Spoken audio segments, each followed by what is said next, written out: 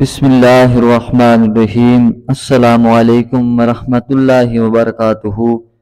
محترم سامعین، کتاب تاریخ اسلام محمد رسول اللہ صلی اللہ علیہ وآلہ وسلم، عنوان عبد المطلب کی وفات۔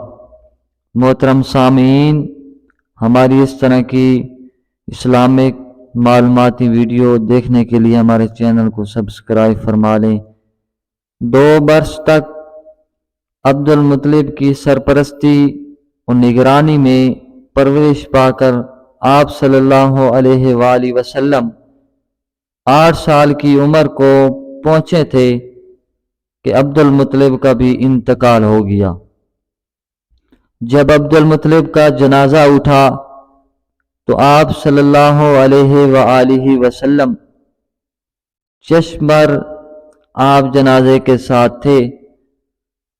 عبد المطلب نے مرنے سے پہلے آپ صلی اللہ علیہ وآلہ وسلم کے متعلق یہ انتظام کر دیا تھا کہ آپ صلی اللہ علیہ وآلہ وسلم کو اپنے بیٹے ابو طالب کی کفالت میں دے کر خاص طور پر وصیت کی تھی، اس لڑکے یعنی اپنے بھتیجے کی خبر گیری میں کوتاہی نہ کرنا۔ آپ صلی اللہ علیہ وآلہ وسلم کے اور بھی چچا یعنی عبد المطلب کے بیٹے موجود تھے، لیکن عبد المطلب نے جو بہت ہی ذی ہوش انسان تھے، آپ صلی اللہ علیہ وآلہ وسلم کو ابو طالب کے سپرد اس لیے کیا تھا کہ ابو طالب اور عبداللہ ایک ہی ماں سے پیدا ہوئے تھے، لہٰذا ابو طالب کو اپنے حقیقی بھائی عبداللہ کے بیٹے سے زیادہ محبت ہو سکتی تھی۔ عبد المطلب کا یہ خیال بالکل درست ثابت ہوا اور ابو طالب نے باپ کی وصیت کو بڑی خوبی اور جواں مردی کے ساتھ پورا کیا۔ محمد رسول اللہ صلی اللہ علیہ وآلہ وسلم، عنوان ابو طالب کی کفالت۔ ابو طالب رسول اللہ صلی اللہ علیہ وآلہ وسلم کو اپنے بچوں سے بڑھ کر عزیز رکھتے تھے۔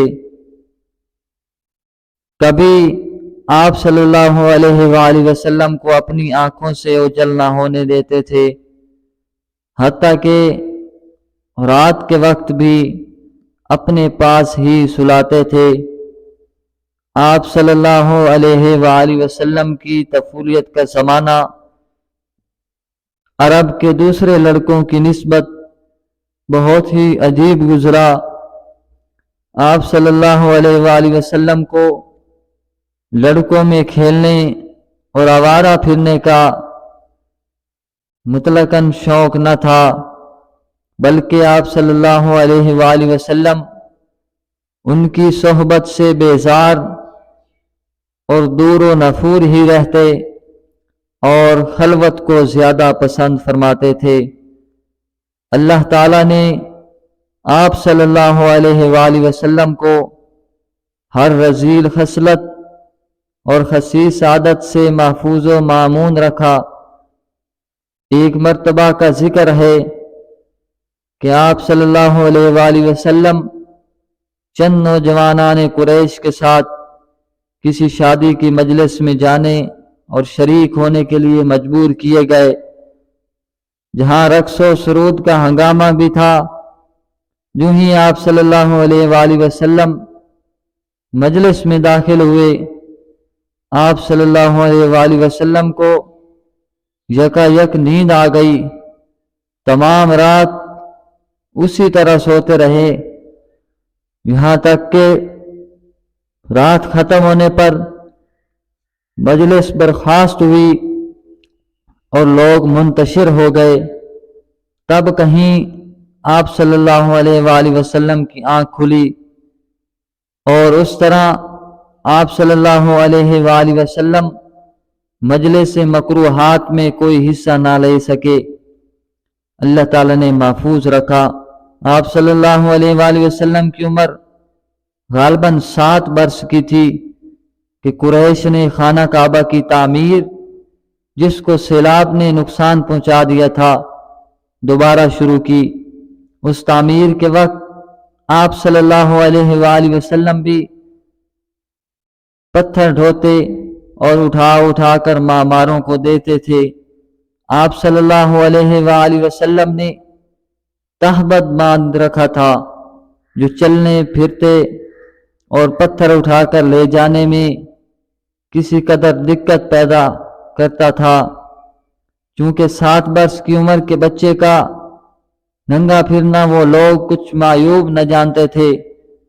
اس لیے آپ صلی اللہ علیہ وآلہ وسلم کے چچا عباس رضی اللہ تعالیٰ عنہ نے آپ صلی اللہ علیہ وآلہ وسلم کو تہبند کے وقت سے آزاد کرنے کے لیے آپ صلی اللہ علیہ وآلہ وسلم سے کچھ کہے بغیر تہبند کا سر پکڑ کر جھٹکا دیا اور آپ صلی اللہ علیہ وسلم کو ننگا کر دیا۔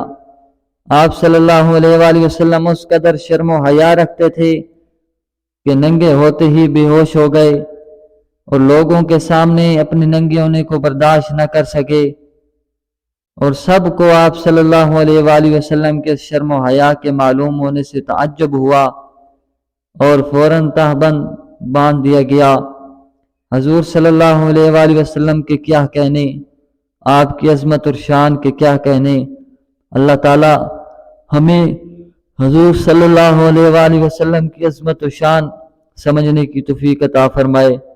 اللہ تعالی ہمارا دنیا اور آخرت میں حامی و ناصر ہو، اور 5 وقت کی نماز کا خیال رکھیں۔ والسلام۔